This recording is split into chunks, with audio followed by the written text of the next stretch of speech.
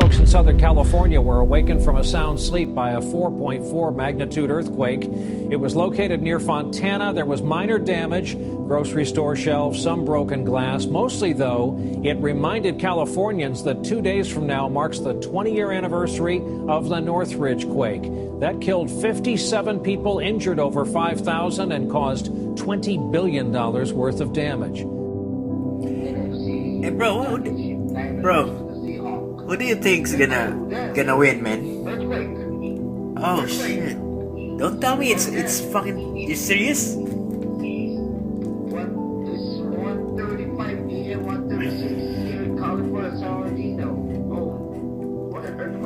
Man, I just said the Seahawks will win the Super Bowl, but fucking, are you serious?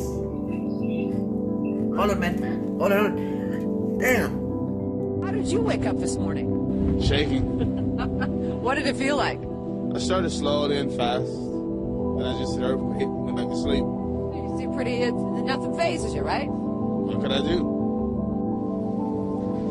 This guy was pretty cool about it, pretty cool. Just moments after that, though, we were able to speak to another person who really talked about how this was a reminder to be vigilant, to be prepared in case the big one hits. Everyone always says that we are well overdue. And speaking of large earthquakes, it was 20 years ago this Friday that the Northridge quake hit. So many people feel like it was just yesterday, especially those who were in the middle of all of that. You know, some 40,000 buildings were damaged, 60 people lost their lives, and such a vivid memory for so many Angelinos who lived through that quake and remembered it.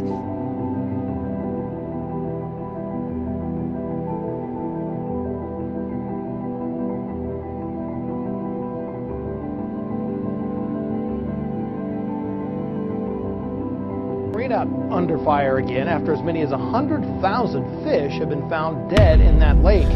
Coloway News House Catherine Van joins us live in the studio tonight to tell us a little bit more about what's going on at the marina. Catherine? Pat, that's almost all the fish in the lake. In fact, the Nevada Department of Wildlife tells me there's less than 25 fish still alive in the lake. I was just at the Sparks Marina last week asking experts about the health of the lake, and to which they say it's not a concern. But thousands of dead fish seem to say otherwise. Kind of alarming. I'm kind of surprised and a little shocked to hear that. I'd like to know what's going on. Those poor fish. What was once home to millions of fish has turned into a watery grave, now taking the lives of more than 100,000 fish. What we found is we have water with little oxygen in it, and we have water that has basically no fish in it as of this point. Initial reports of these deaths were made just before Christmas when about 3,000 dead fish washed up on shore. But now the problem spread to the rest of the lake, causing the rest of the fish to sink to the bottom.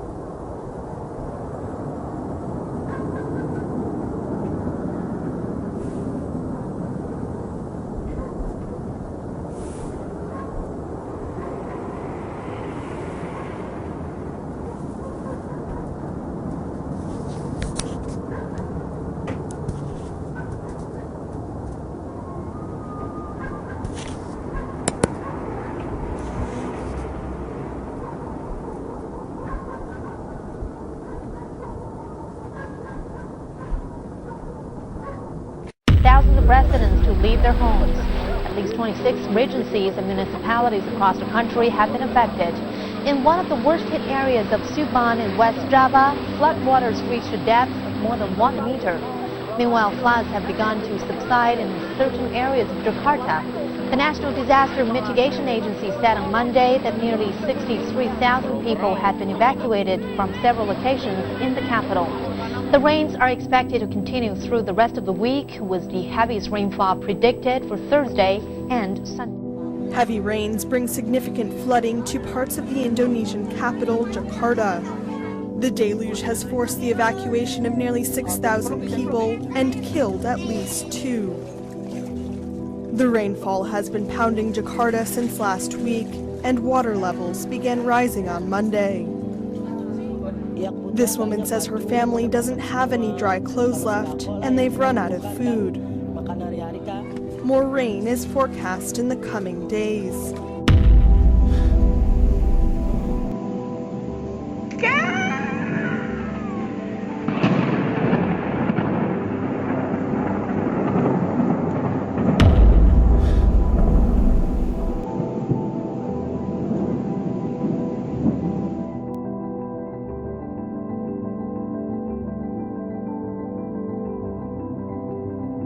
Now, it's been pretty cold in Norway. So cold, in fact, that a school of herring that got too close to shore apparently froze in place. Now, the photographer Ingold Christensen captured a photo of this on Sunday, and the Norwegian Broadcasting Corporation put it out for the world to see. So how did this happen? Well, a fish expert in Norway said that the fish had likely been herded into the shallows by a natural predator of the fish, and they couldn't get to deeper water that was less likely to freeze. An estimated 20,491 people in Indonesia have had to be evacuated as the region's Mount Sinabung volcano continues to erupt, blanketing the area in hot clouds of ash. The clouds from the 2,460-metre high volcano have travelled near residential areas, which has forced police to evacuate 2 villages located 7 kilometres from the crater, as they were in the cloud's path. Local volcanologists have said that the hot clouds are travelling further every day.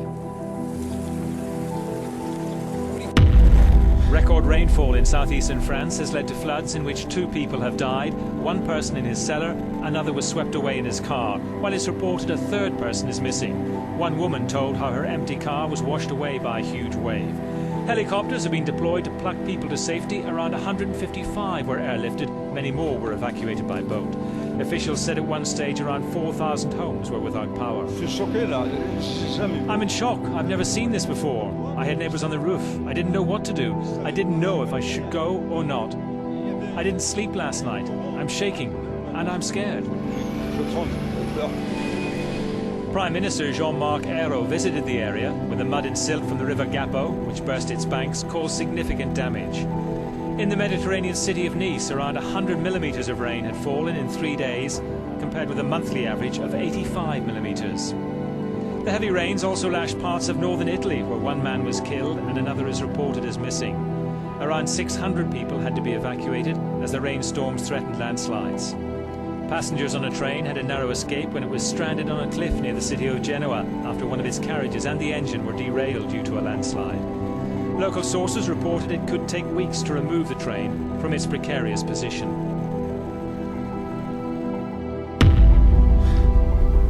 Others going down now, big time Dasher, Superior, Izmir.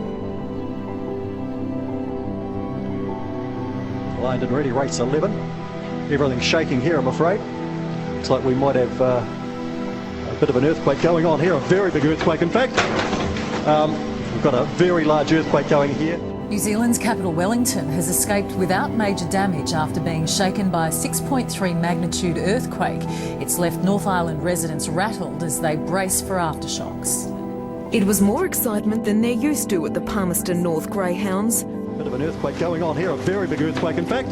The track was rattled, but the dogs weren't. They kept running. Unfortunately, the monitor's fallen on me, but I've managed to pick it up. The quake struck the lower half of New Zealand's North Island around 4 o'clock local time. This is quite scary, actually. Some workers ducked for cover, but a public holiday meant most people were at home.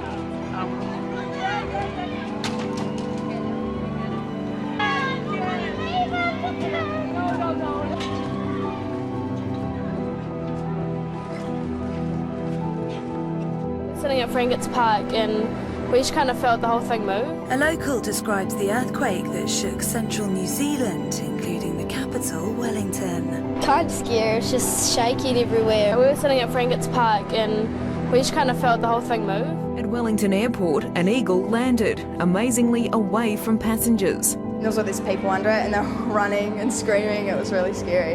And then everyone was running from under the other one as well because they thought that was going to fall.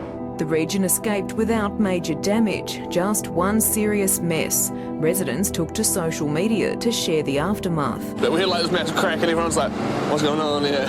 It went on for quite a while as well, so that were the worst part. Yeah, just waiting for it to end. Aftershocks continue to shake the North Island, further unnerving New Zealanders who, in the wake of the deadly Christchurch quake, live in fear of the big one.